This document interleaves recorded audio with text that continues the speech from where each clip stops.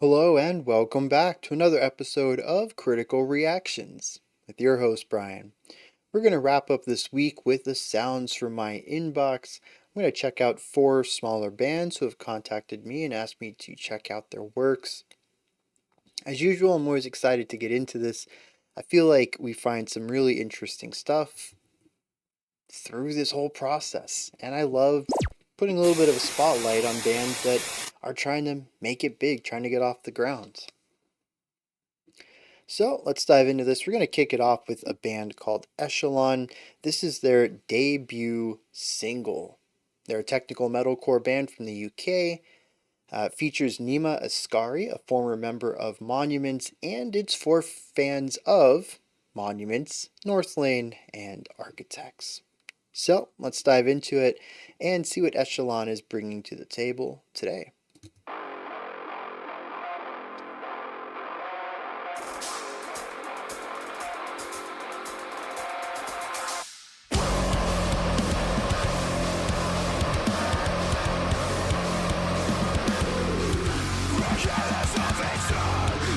Dual vocalists.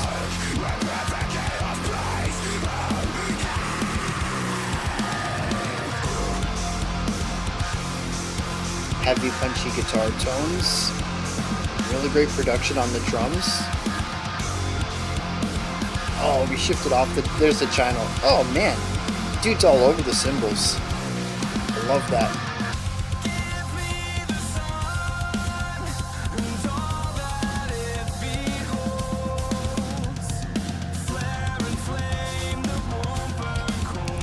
Yeah, I like that interval.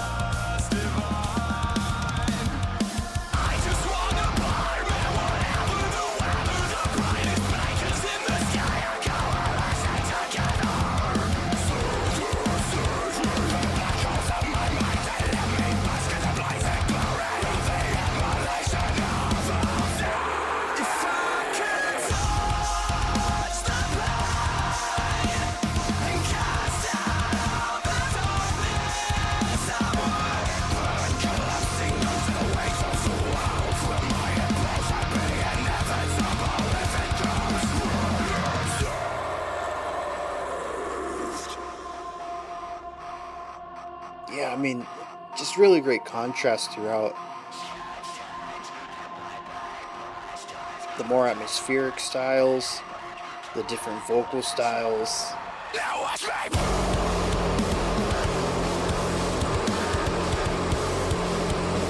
It just dawned on me that one of the vocalists is probably the featured artist, so they probably won't have dual vocals in other tracks.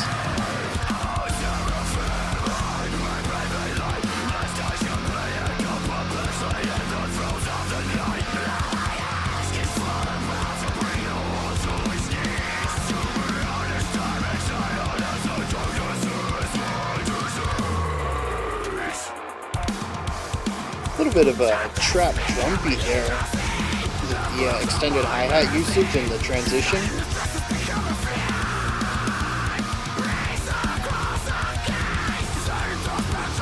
The heavy triplet feel.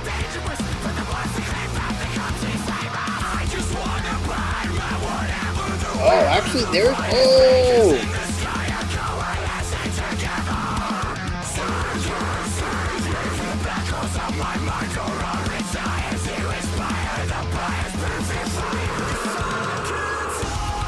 So they do have 2 vocalists.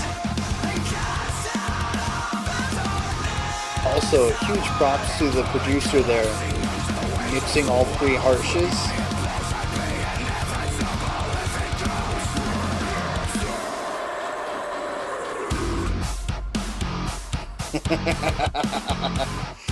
Really great transition into this, utilizing that scratchy, muted guitar sound underneath the last section.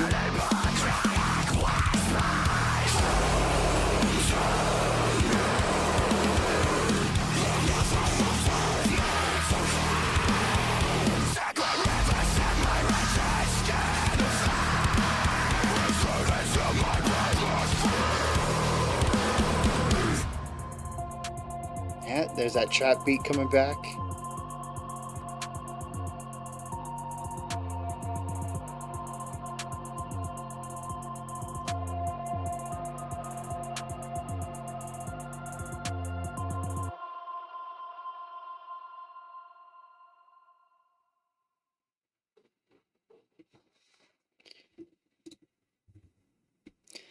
All right. Yeah, I think they have what it takes to get off the ground. This is a fantastic debut. Um, when it comes to metalcore, you're really looking at a couple of ideas. It's texture and atmosphere. To an extent, metalcore has riffs, but they're not like it's not like heavy metal where they're going to be memorable. The riffs are there to drive the atmosphere, to create a feeling and a vibe. I think when it comes to stuff like this, the most memorable riff is going to be the rhythm of your breakdown. And I think they nailed that too. Clever to put it at the end of the track. I wonder if more bands are going to start doing that. To me, the breakdown is the hardcore's replacement of the bridge. It goes in the middle of your song. And I have seen a couple of bands push it towards the end. I wonder if that's becoming a trend in hardcore, metalcore, all the cores. But I do think it's a bit clever to put it there because it really allows them to put a period at the end of the song to punctuate it. This is the end. It's the peak. It always felt kind of weird having that in the middle of the track because you hit the heaviest, biggest moment, and then you come back to your chorus, which, depending on what type of music you're making, might be light and melodic. And it doesn't really feel like that punchy peak you have. It feels like you've dropped down from it. And the last thing you want is the last part of your song to feel like you've dropped down in anything. So it's really great to put that at the end. Um, but their atmospheres are great. The production, the tones of the instruments, fantastic. I love the drummer. The dude just does not stick to a single cymbal, and I think it adds a lot of flavor to the sonic profile of the track. Even when I was trying to point out how good and crisp the China cymbal felt, even a bit isolated off to the right, every time I went to point at it, he went to a different cymbal. And he'd come back and be like, oh, he's back. Oh, he's not on it anymore. And the dude's just all over the place. There's no such thing as sitting on a single cymbal. That's a hard sentence to say.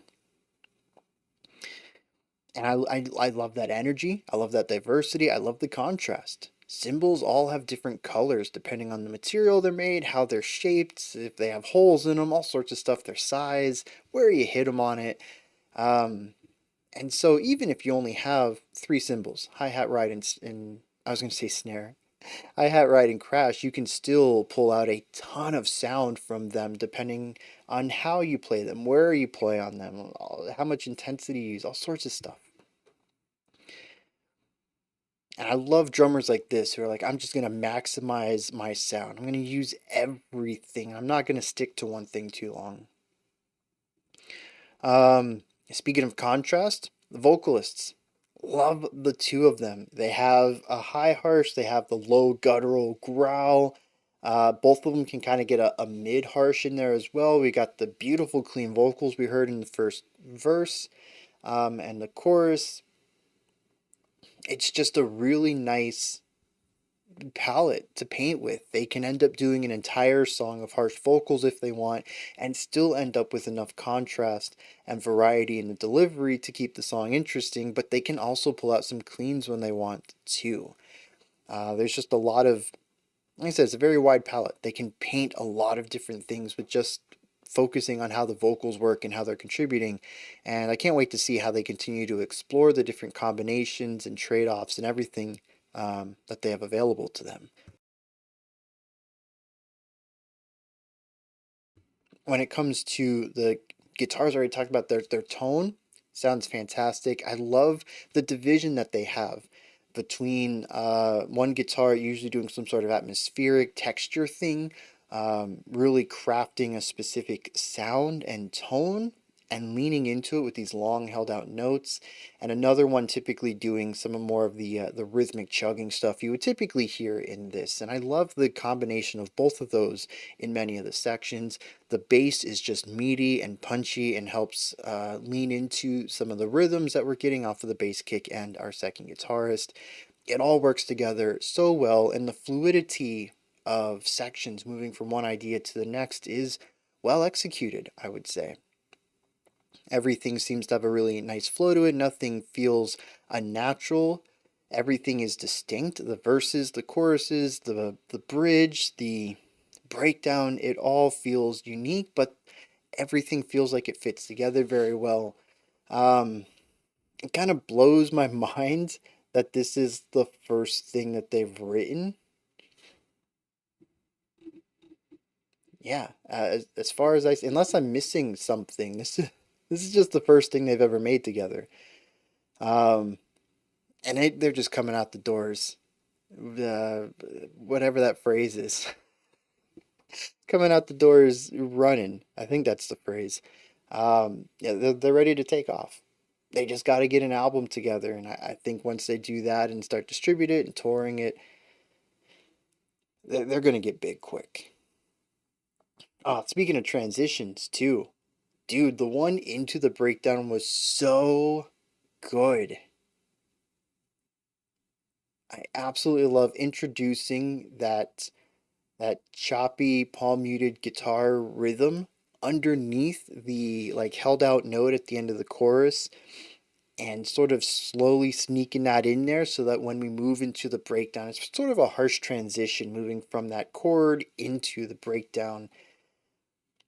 It feels natural though. You've already introduced an idea and you've carried us into it. And it's just, it's such a great way to do that. Yeah, I don't think I have anything negative to say for this. I don't. Take a moment to check some lyrics out.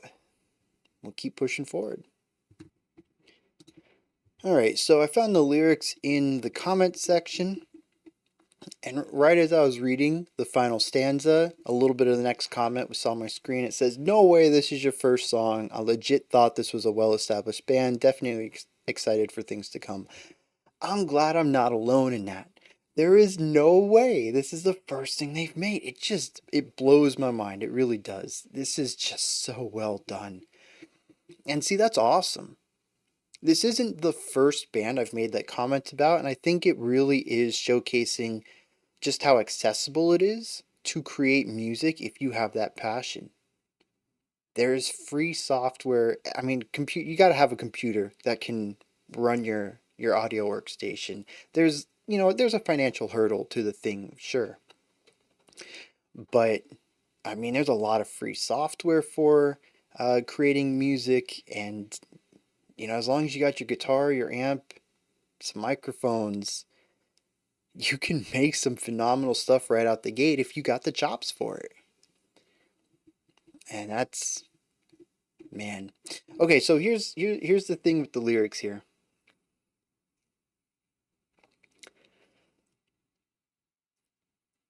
They really hammer home one single idea over and over and over in different ways.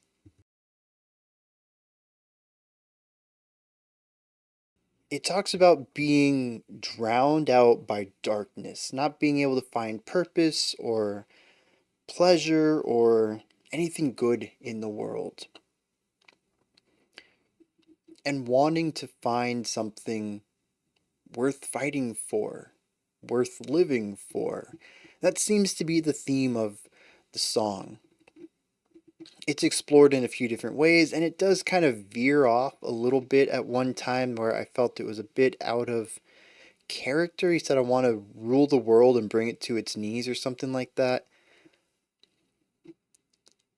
But it's really the only place in here that I felt kind of deviated from the "I'm not happy and I'd like to be" vibe that I get throughout most of this. But here's the cool thing, right? Here's why I think the lyrics work so well and why I have like this goofy smile on my face. They keep the metaphor of fire consistent throughout the song. It doesn't matter what they're exploring, how they're linguistically tackling the idea of finding positivity. It is consistently through the lens of fire and words associated with it, which makes sense. The song is called Helios, and we do start the song off, "Give me the sun."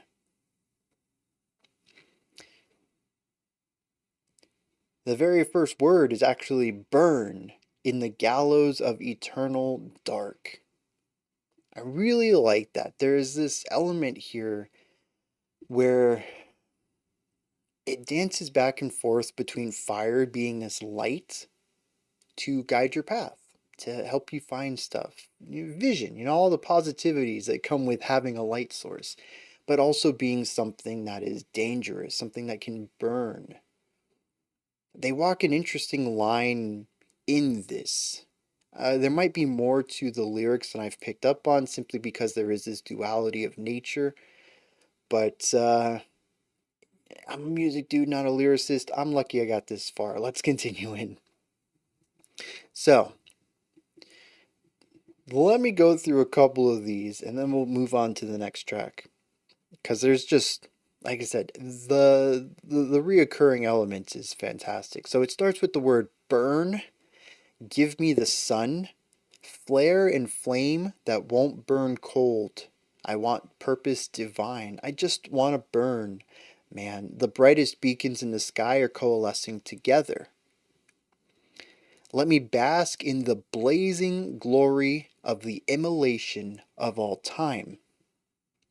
Later on says, if I could torch the pain and cast out the darkness. I really love that. It's using the fire as a wounding element to damage something while also speaking about it in a positive element of brightness, casting out the darkness by torching the pain. It's so good. Another good part here. It says, I pray that you would bring me the light, lest I should be engulfed perpetually in the throes of the night. It's just... And that is even cool, too, because engulfed kind of encapsulates a few different things, but one of them that I think of is engulfed in flames as a phrase. To be engulfed in night. It's just a really great way of using vocabulary that sometimes is used with fire to showcase something else while still speaking about wanting light. It goes all throughout this track. They just continue to sit on this concept, and I absolutely love it. All right. Going from metalcore, we have something that, well, I'm a bit intrigued by that. I don't quite know what's going on here yet. It's a little unsettling. We're going to be looking at the Cosmic Gospel, the track called It's Forever Midnight. This is a new Italian psych rock project, described as ready to take us on a captivating, hallucinatory journey, a sound trip without a destination, a journey of distorted drums, synths, fuzz, love, melodies, and despair. It's a project of the Italian musician Gabriel Medina, and this comes from the debut album, which came out December 15th, which wasn't that long ago.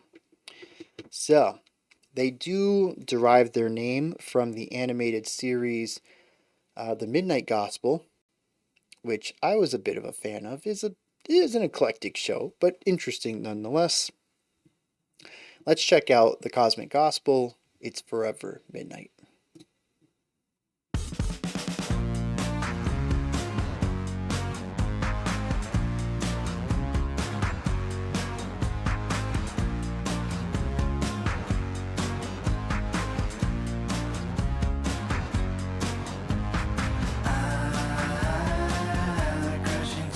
You know what's interesting is those were the exact types of vocals I was expecting, given the fuzzy guitar.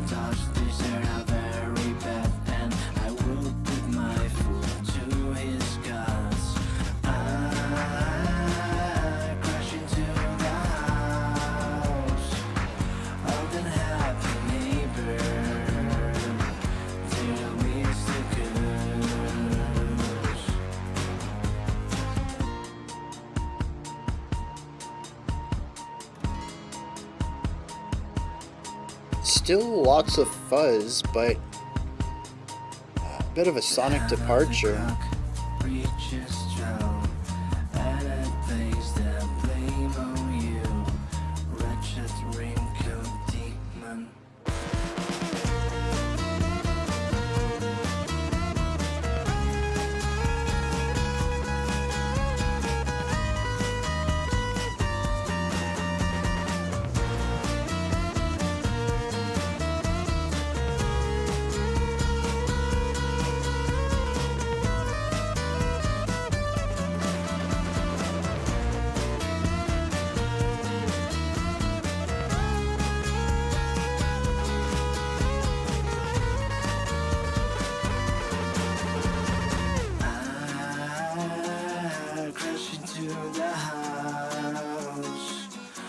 Unhappy neighbor, little Mr. Goose.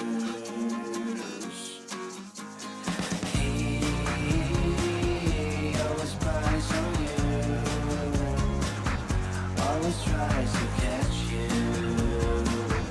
I got inches bones, little Mr. Goose, little Mr. Goose.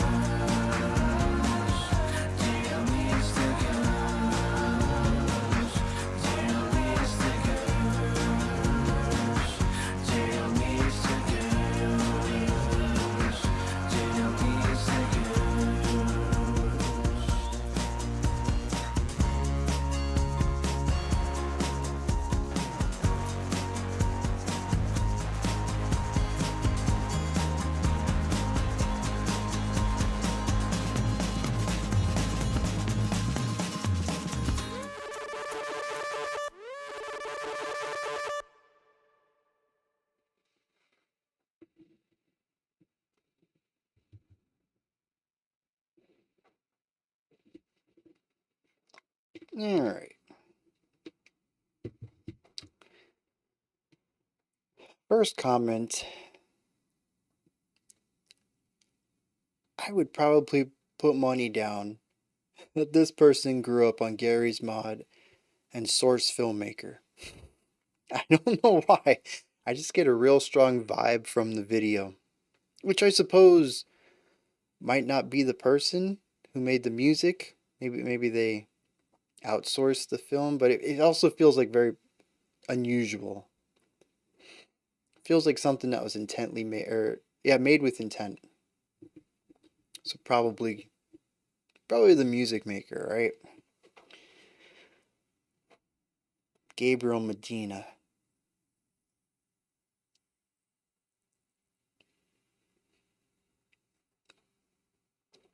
On the musical side, though, it's psych rock. It's fuzzy, it's reverby. There's a ton of bass resonance, whether it's the bass guitar, the low end of the electric guitar, the bass kick, even the snare has a bit of punch to it. It's sonically psych rock. And on the composition side, it's definitely a rock track. We have our verse, chorus, a bridge, and we come back to our chorus to wrap the song up. The bridge has a solo in it, technically a duet. It follows a lot of the conventions, but it also feels very... Here's the thing. I'm curious if people think I could play this in a crowded room and for the most part not be told to change it. I ask because my understanding of what is popular or mainstream is a little off. It's quite possible because I don't really keep up with mainstream music too much, but also probably because y'all have ruined my mind, tossed me into the far depths of metal that I don't really know where palatability lies anymore. Like, this sounds really palatable to me. I really don't think too many people would be upset to hear this. It might not be their favorite thing in the world, but I don't think I'd be told to turn it off. Other than the bridge, and we're going to talk about that in a little bit. It has a really nice groove to it. By the end of the song, I couldn't help myself but move. The final chorus came on, and I figured I could turn my analytical brain off. There wasn't going to be any new additions to the track, and it was just fun. It's chill, it's laid back, it's got a nice groove, a nice beat. It's just kind of catchy. But it's catchy in like a grungy kind of way. It's called psych rock, and there's certainly a lot of psychedelic elements to it, but I think because of how the vocals work, and a little bit because of how the bass is composed, it feels like psychedelic grunge. And I just find grunge to be very palatable, but I'm a 90s kid. Grunge defined the 90s so hard that maybe my perception of what is palatable is just way off, and maybe everybody would absolutely hate this song if I played it for a general audience. I don't know. That has nothing to do with the music. I was just really curious for people stand on that or think that you think what the case would be regarding music like this. Um, like I mentioned though, it is very catchy. I'm probably going to be humming that bass line in my head all day, and I want to check out more. I kind of wish I had gotten to this last month, and we missed it by just two songs. It should have shown up in the final Sounds from My Inbox for the December one. And it was just two songs too late because I definitely would have tried to cram this into some of my last minute listening. And there's a possibility it might end up on my upcoming best albums of 2023. I was going to say 2003. Oh, I can't believe it's already 2024. It might have showed up in my best albums. I really enjoyed this track, even though I don't have a lot of analysis for it. It's just a really great song. A lot of simple ideas that come together that are effective at doing what they want to do, which is to craft an atmosphere and to be groovy. There is the one thing that stands out though, and that is the bridge. As I mentioned earlier, we do have our guitar duets, and the duet is primarily predicated on tension and dissonance. It was fine to my ears. It never really hung on to a tone that was dissonant for too long. Definitely leaned into it, but didn't really stay on it. But it was enough for me to be like, ooh, yep, that's kind of noisy. And it reminds me a lot of noise rock solos. Tend to use a lot of dissonance in their writing. It was an interesting direction to go, and the exceptional amounts of fuzz and distortion only amplify the dissonance, and that's just not my cup of tea. But like I mentioned, it was here and gone quick enough that it didn't really bother me too much, and I enjoyed the other half of the duet as well. I think overall the writing was solid. I love the ways that the two instruments divided, usually sticking, harmonizing close to each other, maybe like a third, and then distancing themselves even further from that, and then shifting up the rhythmic elements, moving to 16th notes versus quarter notes and stuff like that, while the bass and drums were continuing on with laying down the foundation. Aside from the dissonance, which, as I mentioned, it's a personal thing, just not a sound I typically enjoy, the duets are fantastically composed and have a lot of energy and character to them that build off of what we had heard previously in the verse and chorus. It's a great song.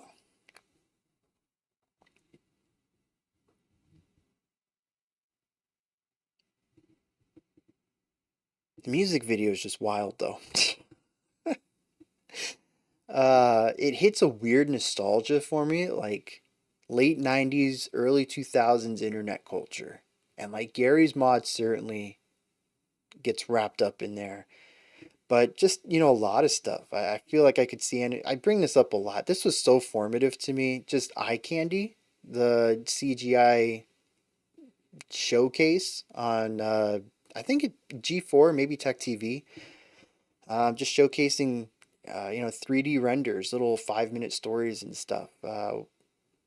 Early 3D rendering technology, stuff like this, man. I don't know. It's just there's such a nostalgia and charm to it for me, and the weirdness, the oddities of it. That's just part of it as well.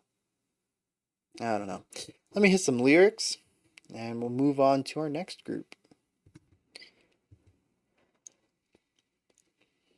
These are psychedelic lyrics.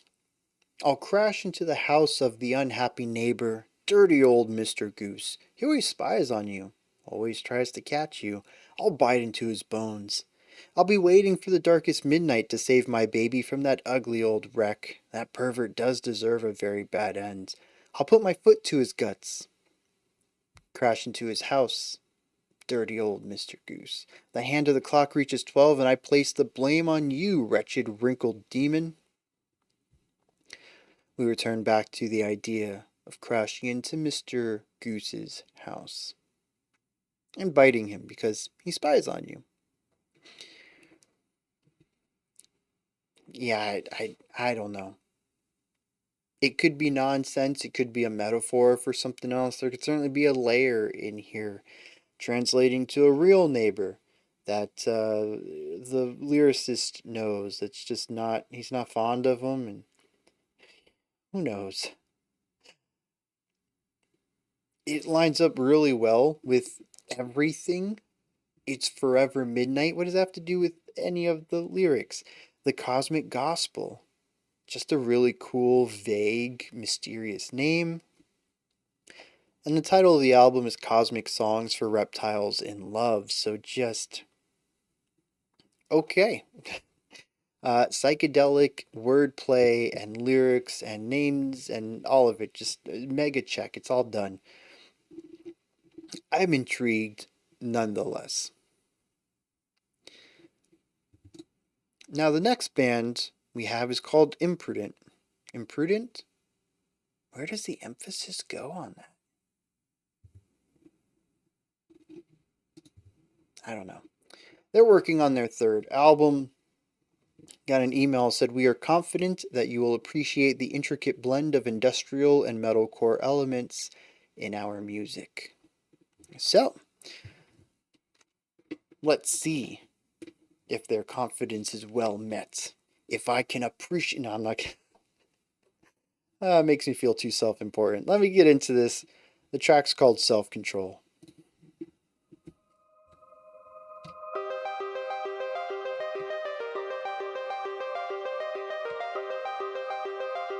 That's a fast 4/4. I don't care how good you are, I don't care how talented you are, I don't care how much you work on yourself. There's some times when things aren't going to go right. There are times when anything that can happen will happen.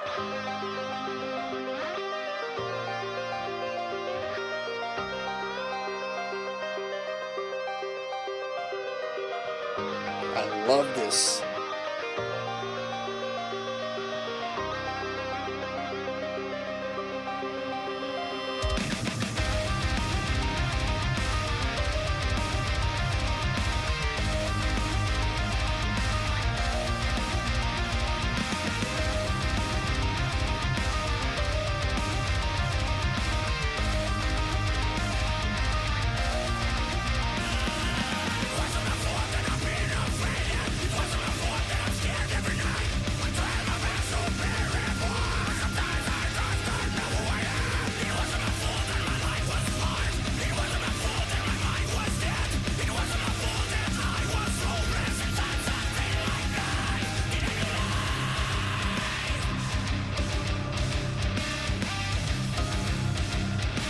Keeping the piano in the background through the entire opening verse and this breakdown. Really great decision.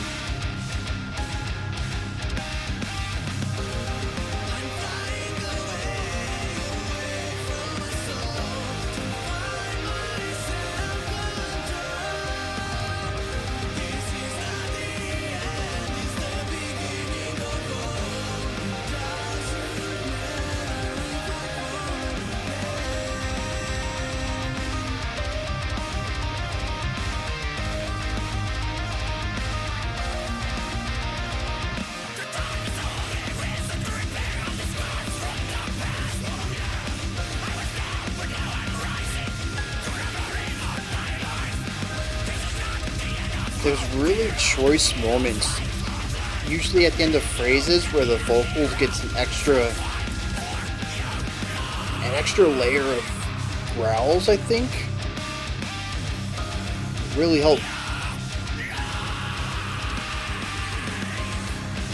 Yeah, help thicken out the sound a little bit on specific syllables. That's a great decision.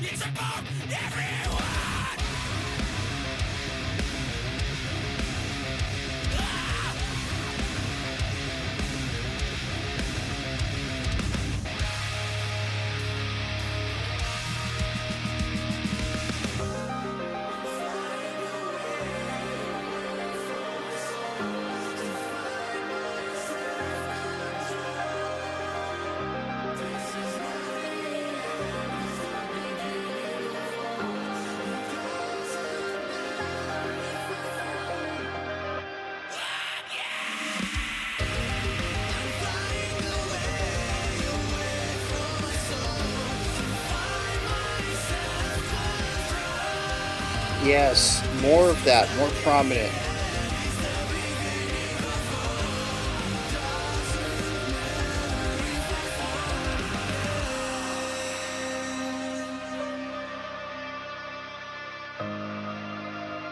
I'll expand on that thought in a second, I promise. But Brian, more of what?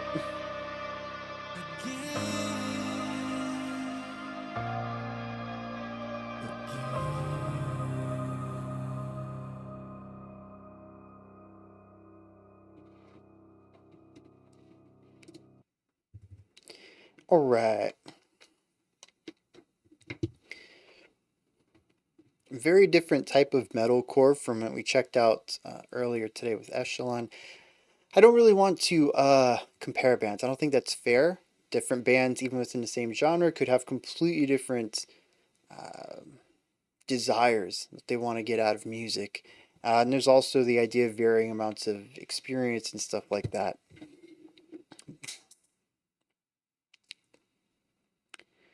But I do want to. Let me pick this up. All right. I do want to lean into a couple of things here. Imprudent, if you're watching this, these are just my opinions. They're not necessarily going to make the band better. They're going to. Not necessarily the band. I've only heard one song. I don't want to extrapolate out, right? They're not going to make the song better. They're going to make the song different in a way that appeals to me more. If some of these things sound like things you would want to do, go ahead, implement them, play around with them, try them out, see if they fit your goals. But if it just sounds like a bunch of crap, you're like, nah, dude, you have no idea what you're talking about. That's perfectly fine, too. There is one riff in here. It's our opening riff. We started off with a really nice melodic line. I wish we would have explored a little bit more of these melodic elements. We get a little taste of it with our clean vocals in the chorus, but I would have liked a re-exploration of some of the guitar-oriented melody writing that we had there at the beginning. But it only happened for a couple of bars. We quickly shifted to the eighth note tapping idea. And this is the riff. It shows up on the guitar as transition ideas between choruses back to verses. It showed up on the piano as a transition idea from our bridge to our final chorus. Normally, I'm a real big fan of that passing off of the baton. You take an idea that you've already written, give it to another instrument, and that should normally be enough of a contrast, but I don't know what it was. Maybe the piano just wasn't that big of a timbre shift from the guitar. I'm not too sure, but it lacked the contrast that sort of baton pass should have had. My idea when I heard that part leading us back into the final chorus was to embellish it. Start off with the first, 16 notes of it, note for note, but then harmonize it. You're working with the piano. You can play multiple, I mean, you can do multiple notes on a guitar too, but when you're tapping, it gets a little harder to play dyads while tapping. It's possible, but difficult. Not something I would tell everyone to do. But, there's also the option of double tracking. I didn't see a pianist, so I'm going to assume the piano is a backing track anyways. Put two lines on it. Have some dueling elements where one line retains the phrase note for note, and the other one is a different idea. Same chord, same 16th note movements, but instead of always moving in the same intervals in the same direction, have it harmonize, maybe a fifth up, but sometimes rising, sometimes falling at different times than the other one, and create the nice dual melody thing, a counterpoint. And this sort of goes to the piano during the verse as well. In fact, I think it was there in the verse and the chorus. You had a note ring out on the downbeat of the bar, and it just kind of held out there for a full bar, maybe 2 bars, and then you went to the next chord, and it just kind of bum, bum, and it just doesn't have enough to carry that. I don't know if it's the specific sound library that you're using for it. It sounds a little thin for its purpose, its job, which is to fill out the background of the song while the guitars are providing the faster moving ideas and the real meatiness. This sits around the outside of the song and keeps it held in. And it's just too thin for that. So either my suggestion would be to grab a new VST for it, kind of get a more full-bodied piano rather than a keyboard sound, or spice it up a little bit. Instead of doing whole notes during those segments, have some sort of moving line or two lines and two hands. Do the whole notes in one hand, set up the chord on it, and on the other hand have quarter notes being played on top of it. I don't know, something just to spice it up a little bit. The problem isn't necessarily the first time the stuff comes around. I think it's fine for the first verse, the first chorus. But by the second verse, the second chorus, the end of the bridge, the final chorus, I've heard this stuff so many times, and that's when it really starts to showcase just how thin it is. I've had chances to listen to this multiple times, and I can see where the weaknesses might be at this point. If you flesh it out, that won't be a problem anymore. And the concept of fleshing out, I think, could also be applied to the bridge. We get into a nice heavy breakdown, and 8 bars later, we're out of it. It felt like we were barely in there for any time at all. I wish the bridge had just lasted longer before we came back to the chorus. It ended up feeling rushed to me. Naturally, my advice would be contrast. Put a solo or something in there. Let's return back to some of those nice melodic lines we had on our intro. Anything. But honestly, you could also just stick with that bridge for a while longer. Do another 8 bars of it. Maybe change up the rhythm just a hair bit, but you might not even need to do that. Hardcore and metalcore fans are pretty easy to please, and actually that might be one of the big things you should take away with this, is that everything I've said should be taken with a grain of salt, not just for the reasons I said earlier, but also because I'm probably not the target audience anyways. As I mentioned, my recommendations aren't going to make things better, they're just going to change them in a way that's better to my ears. It's personal. At the very end of the track, I said, yes, more of that, please. Y'all have 2 vocalists. That's not something every band has, which means that without backing tracks, you can do live double vocal stuff. Utilize that. Y'all trade off all the time.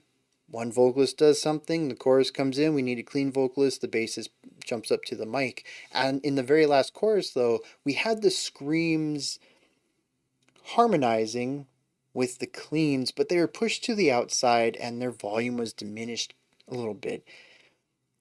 I want more of that without the caveat.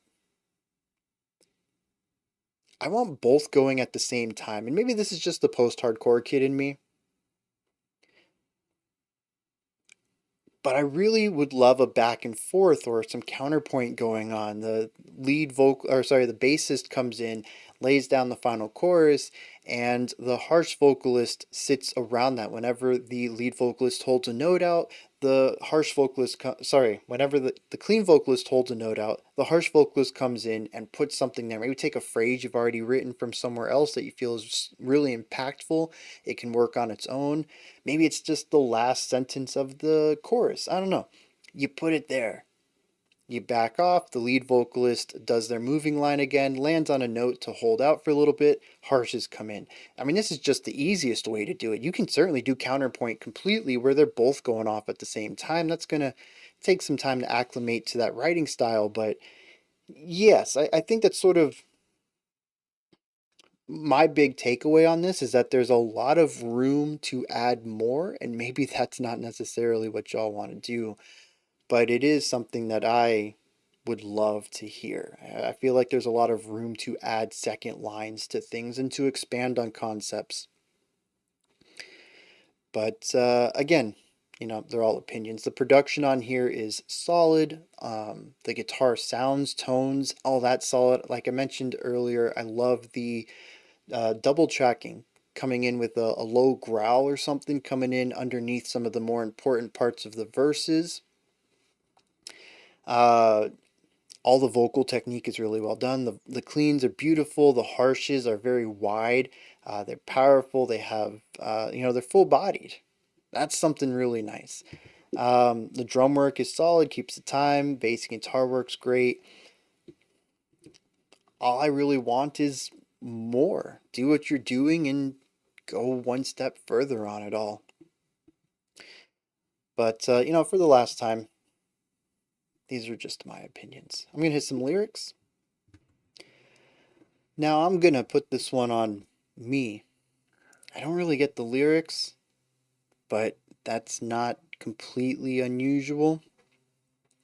Verse 1 seems to be about coming to terms with difficulties of life and not blaming anyone for them. It's just the way that your hand was dealt. You did the best you could, but things still kind of ended up terrible. It wasn't my fault that I've been a failure. It wasn't my fault that I'm scared every night. I'm trying my best to be reborn, but sometimes I just don't know who I am. I kind of figured we were going to continue on with this idea. The chorus says, I'm flying away from my soul to find my self-control. It's not the end, it's the beginning of all, and it doesn't matter if I fall again. I have a real tough time connecting this back. I'm not sure what self-control has to do with understanding that the failures of your life are not always your fault. Unless the idea of verse 1 is removal of blame, not accepting any fault in any of the decisions that have led to your life not being great, in which case finding self-control to meet that and be a better person certainly makes a bit of sense. That wasn't how I initially read it, but I suppose we could read it in that way. Verse 2, though, goes into yet another direction, though. Says, the time is only reason to repair all the scars from the past. I was down, but now I'm rising to the glory of my life. Have we found the self-control already? Is that what is allowing us to rise up, to be better? It says, it's not the end of hope. We are all the key of light, and you can be the hero, so fight for your life. This kind of ties back to the first verse. It says, even though you, and see, this goes back to the original read, even though you've been dealt a bad hand of cards, you can still be a hero. You can still rise up and find glory, but you've got to fight for it. Which kind of ties into the idea of, maybe the more that I'm saying this, the more I'm getting it. It ties into finding self-control. And the idea of not being too hard on yourself, that if you fall, you can get right back up and continue. Try again. The breakdown, I think, extrapolates this out from the narrator, the lyricist, the character, to everyone. It says it's about me. It's about you. It's about everyone. This isn't just my story of being down but not out. This is everyone's. We're in this together. Yeah, actually, I should probably do that more often. Read lyrics out loud. I think it helps with the way that I put things together. If I just read it in my mind, it doesn't always make sense. So anyways, yeah, I think I'm walking away from this with a much better understanding and appreciation than when I started this lyrical segment. As usual with metalcore, I don't really see too much of an overlap between musical themes and lyrical themes. It's pretty typical for the genre though, so no big deal with that one. Still, I think this is a band to keep an eye on. They have a fantastic foundation, and I'd love to see how they develop and expand their ideas from here. Alright, next up and final, we have Writhe. They're a UK deathcore band described as a fusion of intense storytelling and striking visual elements. Their music is woven with neck-breaking riffs and gripping narrative themes. Their debut EP came out about half a year ago, back in September 1st, and they are written as for fans of Lorna Shore, Humanity's Last Breath, and Chelsea Grin. Let's dive in and see what they're doing with the track Hollow.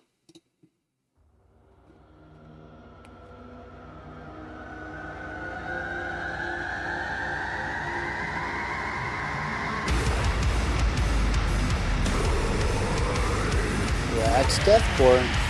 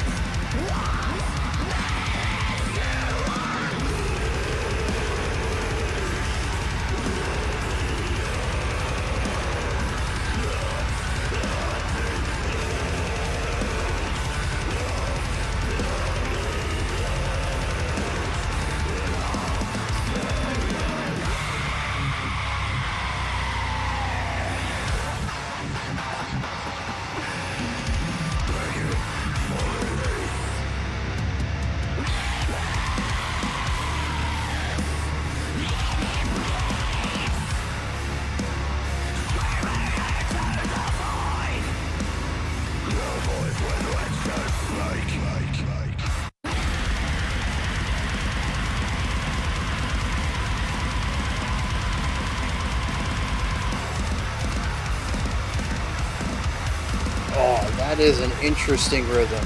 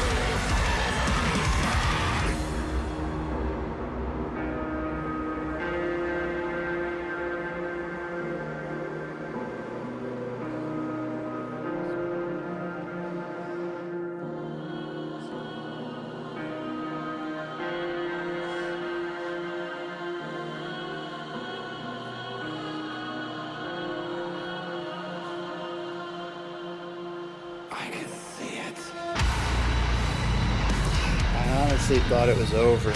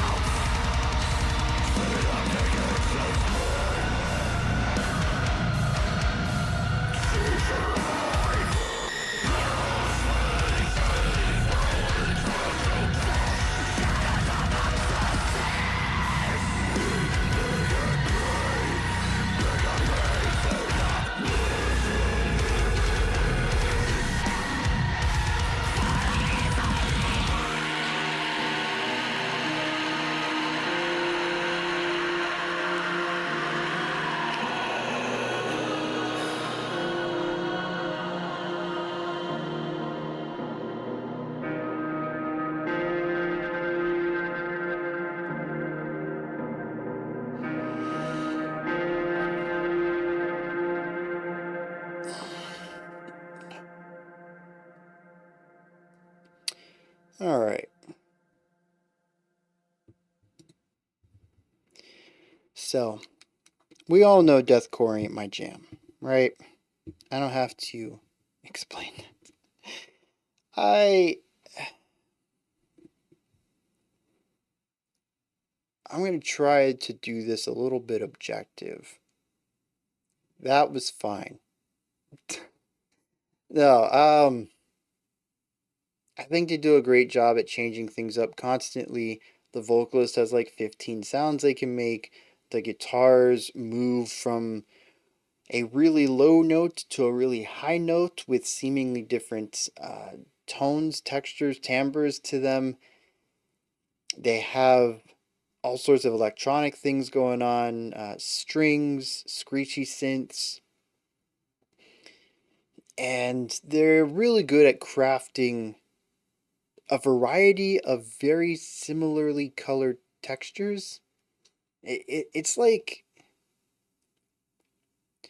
I don't know how many people are friends with artists. I grew up a lot of artists, painters particularly, um, and even at college, when I wasn't at the music area or the computer lab, I was over at the art area. It's where most of my friends were at.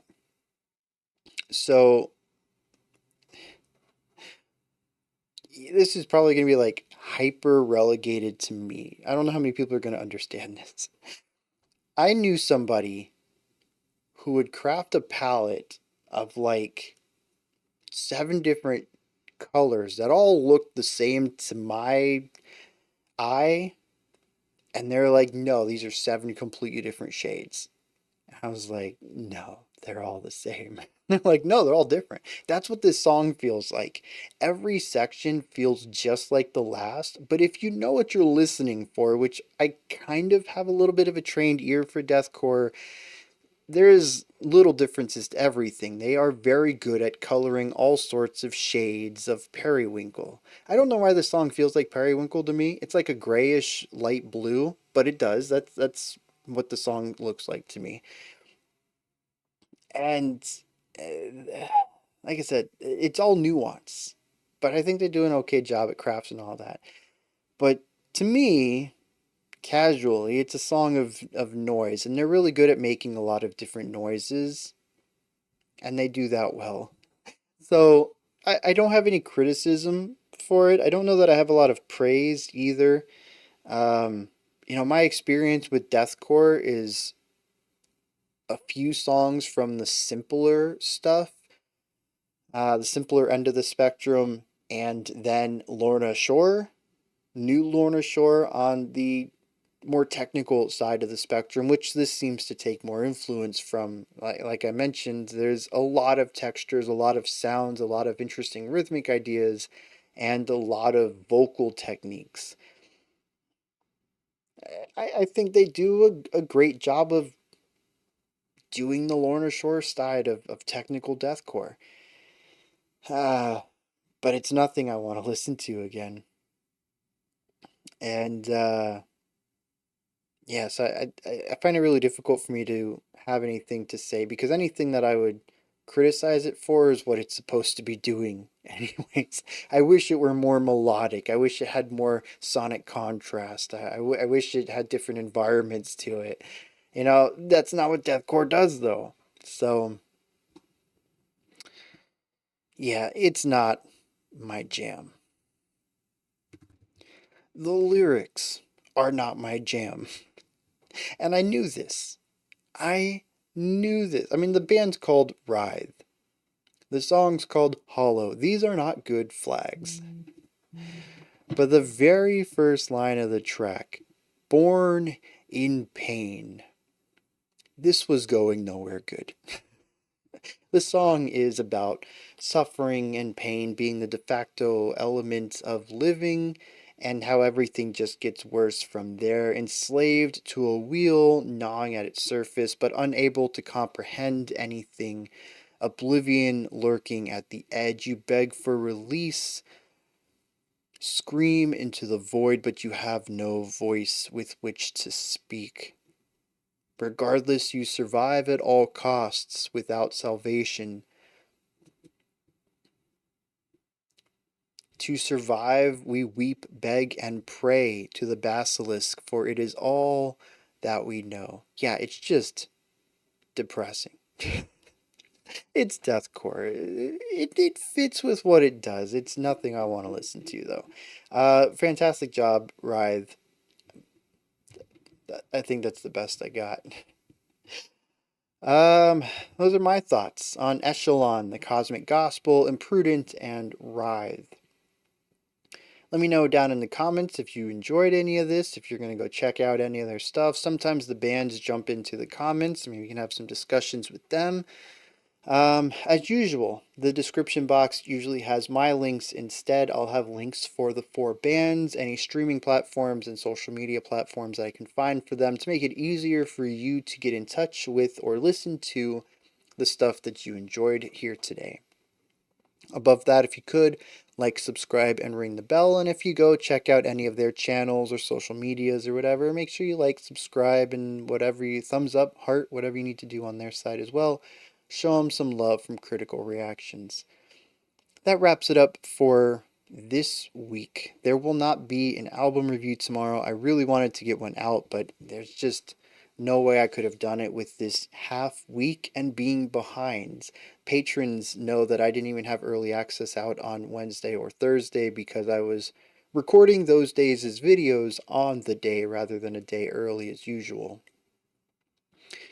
So yeah, I could not fit a 5-6 hour recording session into this week for tomorrow's album review. However, Sunday we will have our first live stream of the year, and Monday we'll begin our exploration into the community's favorite tracks from last year. Until next time, remember to be critical, not cynical, of the music you listen to, and have a fantastic morning, afternoon, or evening whenever you choose to watch my videos.